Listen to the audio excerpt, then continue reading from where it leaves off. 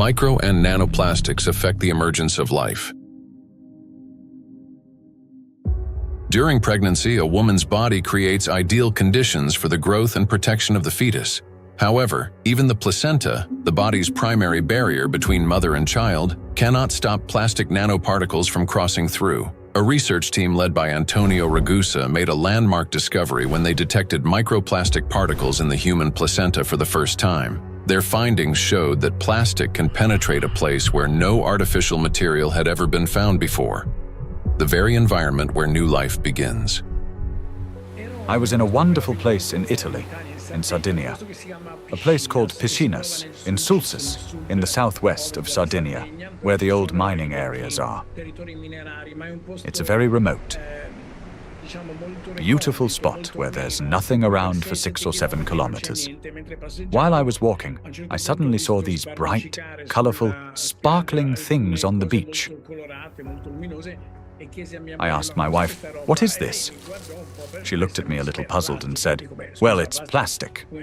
I said, "Plastic? How could plastic get here when there's nothing for 7 or 8 kilometers in any direction?" She looked at me again, with an expression that made it clear how little I understood, and said, "It comes from the sea, of course." And that's when something clicked in my mind. If plastic can spread through the ocean and end up in such untouched places, then it could also reach the inside of the womb, and so inside the bodies of babies. Naturally, from that intuition, I started pursuing this line of research. I'm a gynecologist. I help deliver babies. So I knew about plastics as much as everyone else, until a certain point. But I began reading and studying, and I reached out to some scientists who worked with microscopes. One of them was a brilliant professor working on the opposite side of Italy, in the Marsh region. She used a Raman microscope. A Raman microscope allows you to examine tissues and determine whether they have plastics inside them. Now we call it plastics, for simplicity. But of course, the term plastics covers a wide range of materials.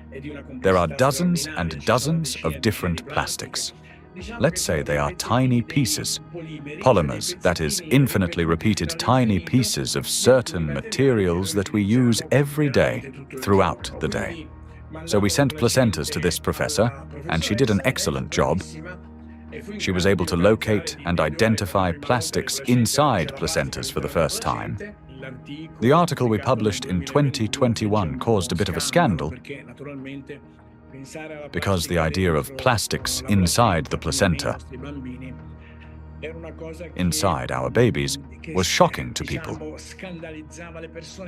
Because the plastic we find in the oceans is the same plastic we ultimately find in children. Micro and nanoplastics affect a child in the womb. Plastic triggers inflammation and disrupts blood flow in the placenta. This means the fetus receives less oxygen and fewer nutrients, increasing the risk of intrauterine growth restriction, hypoxia, and preterm birth. The more plastic there is in the placenta, the more likely it is that babies, unfortunately, are born prematurely. And these babies also tend to be smaller compared to those with lower levels of plastic exposure. We have to recognize that premature birth is the main problem facing humans today.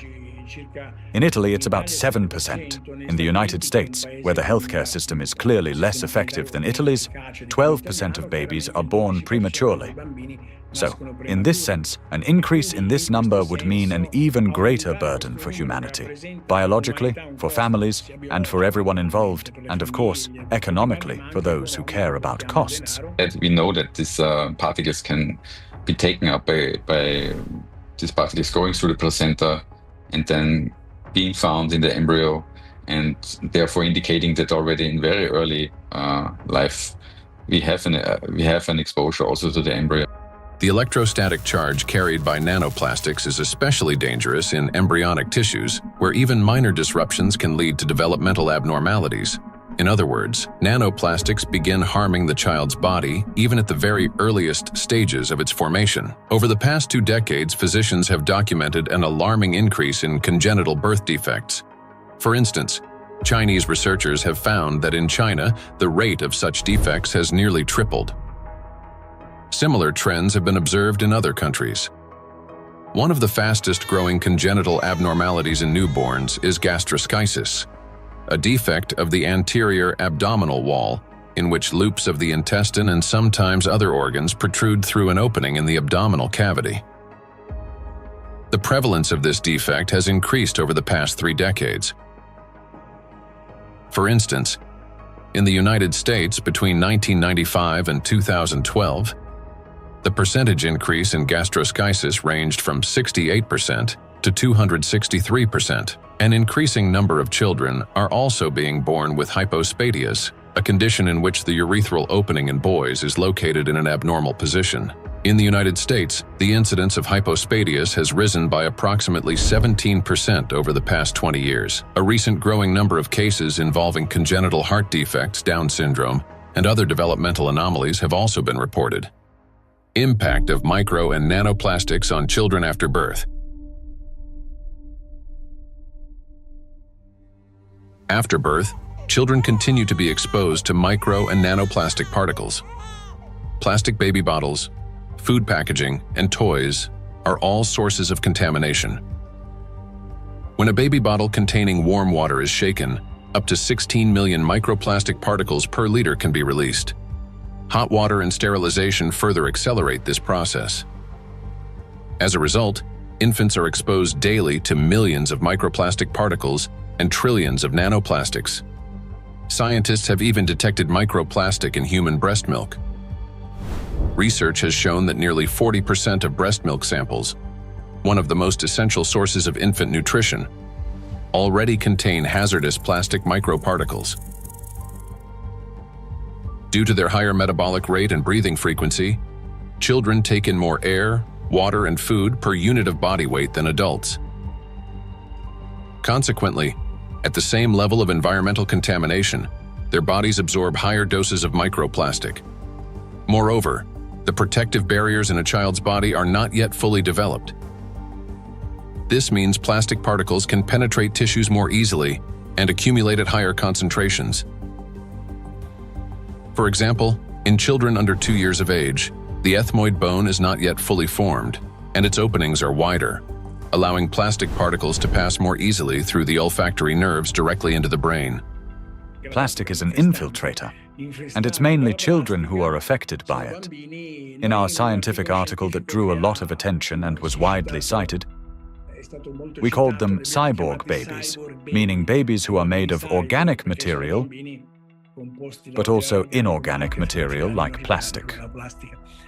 These babies are smaller. They generally have smaller brains, and very few end up with lower levels of plastic in their bodies.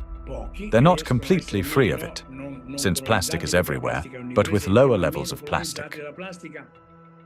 Because of the electrostatic charge of micro and nanoplastic particles, as well as the presence of bisphenols and phthalates, the endocrine and reproductive systems of children are particularly vulnerable. These substances interfere with the formation and development of the reproductive organs, potentially leading to infertility later in life. Given scientific projections that by 2045 humanity could face widespread infertility, children born after 2020 may have a high likelihood of being unable to conceive their own offspring. I have 2 little daughters, and for me personally, everything we have just heard is terrifying. The truth is that we still don't fully understand the catastrophic consequences of our children being exposed to micro nanoplastics. Or, as Dr. Ragusa put it, they have become cyborg children. We're only beginning to grasp the full scale of this reality.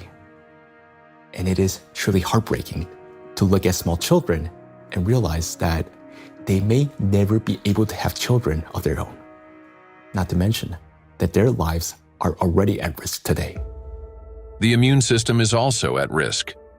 In early childhood, it is still learning to distinguish between friends and foes. Exposure to microplastics can disrupt this process, increasing the risk of allergies, eczema, food intolerances, and even autoimmune diseases. But it also has long-term consequences by which cell programming determines diseases that will then manifest themselves when a person reaches adulthood. That is, at 40 or 50 years of age. And these are diseases that are currently overwhelming, if not outright damaging, our world.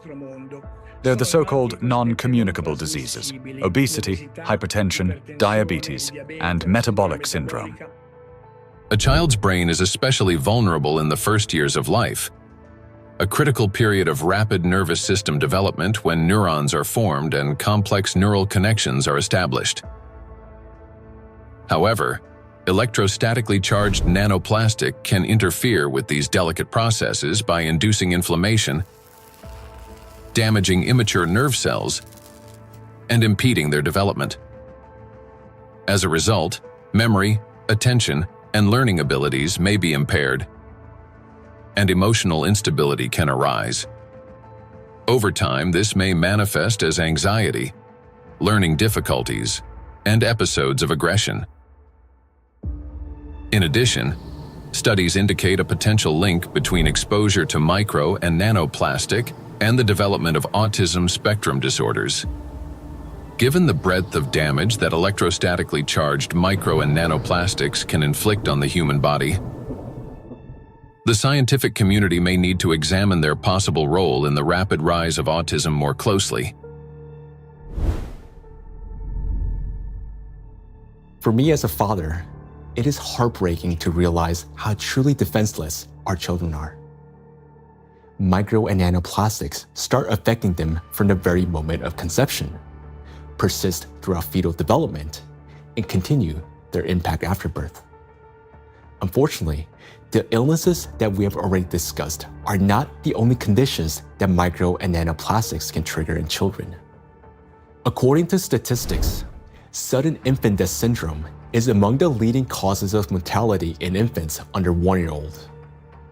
This is when a seemingly healthy baby dies unexpectedly, and the cause remains unknown even after all examinations. The number of such tragedies is rising rapidly. In the United States, for example, the number of sudden infant deaths has increased by 12% between 2020 and 2022. It is unbearably tragic when there's no way to protect a child.